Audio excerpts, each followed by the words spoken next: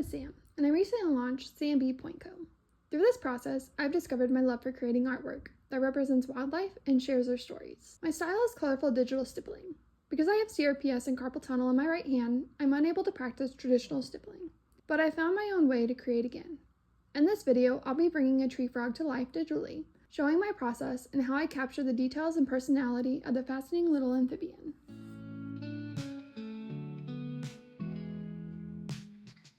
Sunlight starts to fade, dreams they fade away. Morning birds they sing, kickstart a brand new day. Cup of coffee warm, steam up to the air. There are more than 800 species of tree frogs found all over the world, except Antarctica. They are small but colorful amphibians that have captured the hearts of people everywhere. For this piece, I focus on the red-eyed tree frog. Its tiny body, bold eyes, and long toes really intrigued me, and I wanted to explore what it would look like in my own style. Tree frogs are also very unique because they can breathe through their skin, which allows them to absorb oxygen directly from the environment.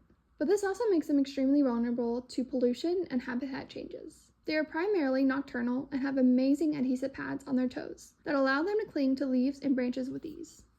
As I work on the stippling, this slow, detailed process helps me to take my time as I gradually build up the tree frog, layer by layer.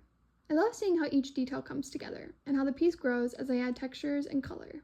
Tree frogs, like many other species, face challenges from habitat loss and climate change. Through my artwork, I hope to celebrate their beauty and inspire people to appreciate and protect these incredible creatures. Every piece is a small way to share their stories and encourage awareness about the fragility of wildlife. Thank you for joining me on this journey with the red-eyed tree frog. I hope it inspires you to look a little closer at the amazing animals around us, to appreciate their beauty, and to remember why protecting them matters.